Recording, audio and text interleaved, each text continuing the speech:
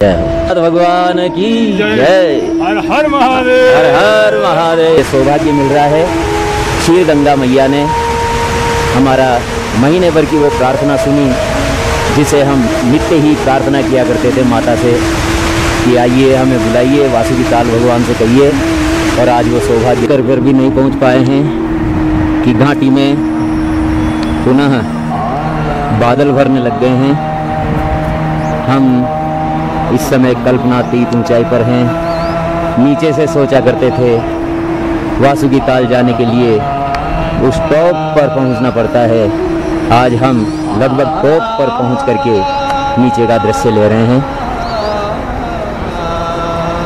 और देखिए हिमालय का ये दृश्य, देवतात्मा हिमालय कह रहे हैं जैसे कि यही वो देवात्मा हिमालय है जिसमें 36 करोड़ देवी देवताओं का निवास है।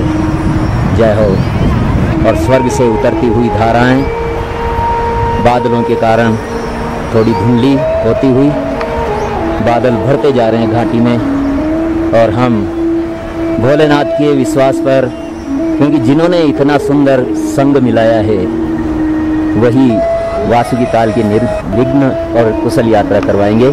हुआ एक और हिमालय का रमणीक दृश्य, जैसे भगवान शिव की जटा से जहाँ भी जगह मिल रही है वहीं से ही गंगा मैया छोटी छोटी धाराओं में निकल रही है। ऐसा अभूतपूर्व दृश्य। और ये देखिए हम लगभग टॉप पर पहुँचने में हैं।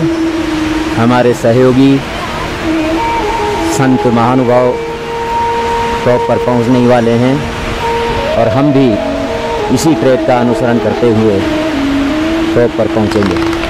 जय भोले। अपूर्व दृश्य,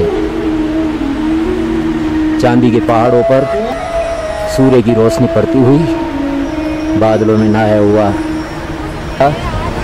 कि हम टॉप पर पहुँच चुके हैं, शिखर पर पहुँच चुके हैं। लेकिन अभी तो शिखर बहुत दूर है। क्षीर गंगा की ये धारा हमारा मार्गदर्शन कर, नाथ की बड़ी कृपा है। इसी क्षीर गंगा को नीचे से दिखा करके, और हम बार बार कहा करते थे कि यही वो क्षीर गंगा है जिसके किनारे किनारे टॉप पर चढ़ करके और वासुकी ताल जाया जाता है। आज भोलेनाथ की ऐसी कृपा है कि बादल होने के कारण हम नीचे के दृश्य तो नहीं दिखा पा रहे, लेकिन यही वो क्षीर गंगा है जिसके सहारे आज वो सपना जो हम वर्षों से देखा करते थे वो सपना पूर्ण हो रहा है। ये भगवती क्षीर गंगा की कृपा, भगवान वासुकी की कृपा, भगवान भोलेनाथ की कृपा कि इस महापथ में हमारे संत महानुभाव भी बड़े दिव्य सहयात्री के रूप में हमें मिले। आपका शुभ नाम? जोर से बोलें थोड़ा। अनंताचार्य जी। अनंताचार्य जी हमारे साथ हैं और आप हैं। आपका शुभ नाम? लखनदास जी। लखनदास जी। और ऐसे ही बहुत से संत हम वासुकी ताल के मार्ग पर। आपका शुभ नाम? श्रीधर दास। श्रीधर दास जी।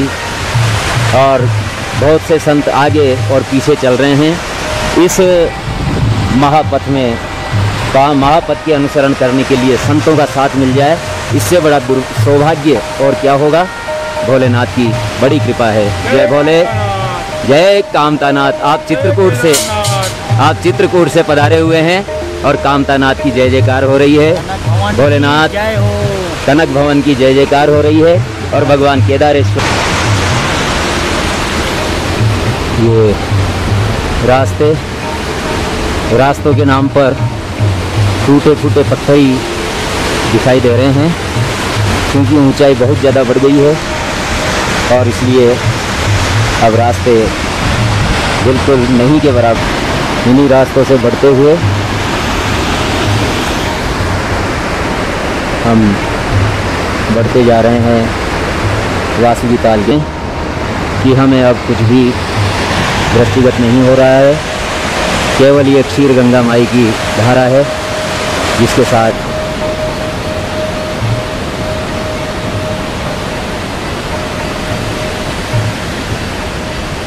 यही रास्ता प्रकृति ने जैसे रंग बिरंगे पुष्पों से श्रृंगार किया हुआ है, ऐसी पूरी घाटी भरी हुई है रंग बिरंगे पुष्पों से। और इसी रंग बिरंगे पुष्पों से सजी हुई घाटी में से ये छोटी सी पगडंडी वासुकी ताल के लिए जा रही है। आइए, एक महात्मा जी शुद्ध जलधारा में स्नान करते हुए, क्योंकि ये बड़ी पवित्र जगह है, यहाँ पूरी तरह से पवित्र होकर के और नंगे ही पैरों जाना होता है। हमारी प्रतीक्षा करने के लिए हमें यहाँ ठहरना पड़ेगा, इसलिए सभी यहाँ उनकी प्रतीक्षा करेंगे। सभी सहयात्री यहाँ सुस्ता रहे हैं। आइए हम भी कुछ देर यहाँ सुस्ते। हम उस टॉप पर तो लगभग पहुँच चुके हैं जिसे हम नीचे से दिखाया करते थे कि वो टॉप क्षीर गंगा के किनारे किनारे किनारे वासुकी ताल जाया जाता है। लेकिन स्थिति ऐसी है कि अब बादल इतने भर गए हैं कि टॉप पर तो हम पहुंच गए, लेकिन इस टॉप से नीचे का दृश्य हम दिखा नहीं पा रहे। अब हमारे साथ यहाँ तक हमारे गुरुदेव शिव प्रसाद जी शुक्ला आए हुए थे, हमारी बड़ी अनुयायी विनय के बाद। और भोलेनाथ की ऐसी कृपा हुई, सोचकर तो यही आए थे कि बस टॉप तक चलेंगे और वापस लौट जाएंगे, लेकिन भोलेनाथ की ऐसी कृपा हुई कि ऐसा दिव्य संग, संत महानुभावों का संग हमें मिला। बड़ी कृपा रही संत भगवान की। कहते हैं कि भगवान को जब मिलना होता है तो संत पहले मिलते हैं, और इसी के रूप में जब कोई प्रधानमंत्री की सवारी आती है तो सबसे पहले कलेक्टर आता है, फिर उसके बाद मंत्री आते हैं, उसके बाद फिर केंद्रीय मंत्री आते हैं, फिर प्रधानमंत्री आते हैं। तो लगता है कि अब भोलेनाथ की सवारी आने वाली है, हमें दर्शन देने वाले हैं। वासुकी के तो दर्शन होने ही हैं। अब हमारे गुरुदेव शिव प्रसाद जी यहीं तक हमारे साथ हैं, और हम आइए उनसे आशीर्वाद लेकर के और आगे की यात्रा प्रारंभ करें। ज्योतिर्लिंगम मुदित मनसा श्री केदारनाथ नमाम्यहम, ज्योतिर्मय महालिंगम भगवत केदारेश्वर प्रणमाम्यहम। भगवान केदारेश्वर से मेरी यही विनती है कि भगत जी को वासुकी महाराज दर्शन दे दें, और ये सभी जो भक्त मंडली, जो हमारे संत महात्मा लोग भी इनके साथ पधार रहे हैं, सब लोग अपने राजी खुशी वहाँ पहुँच करके वापस भगवान की पुरी में पहुँच जाए। यही भगवान केदारेश्वर से प्रार्थना करता हूँ, और उनकी ये मनोकामना भगवान ने पूरी की। मैं प्रभु को कोटि कोटि धन्यवाद देता हूँ। जय केदारेश्वर, जय बाबा भैरवनाथ, जय बाबा भैरवनाथ, जय बाबा वासुकीनाथ की जय, केदारेश्वर भगवान की जय, जय जय सीताराम। हाँ, बस जानकार लोगों के पद चिन्हों पर बढ़ते हुए ही हमें बढ़ते जाना है। रास्ता अब खत्म हो गया है, बादल भी बन गए हैं। चलिए, बादल भर जाने के कारण मनोरम दृश्य आपको दिखा नहीं पा रहे, लेकिन भोलेनाथ की बड़ी कृपा है कि अब जो शिखर हमें नीचे से दिखाई देता था, उस शिखर के लगभग शिखर पर हम पहुंचने वाले हैं। ये वो चट्टान जो हमें नीचे से ऐसी लगती थी जैसे भगवान केदारनाथ ही शिखर पर विराजमान होकर के और इस शिखर के पूर्ण होने का संदेश दे रहे हैं। लीजिए, अब इसी रास्ते से हम जाकर के और शिखर पर पहुंचेंगे। आइए आगे बढ़े।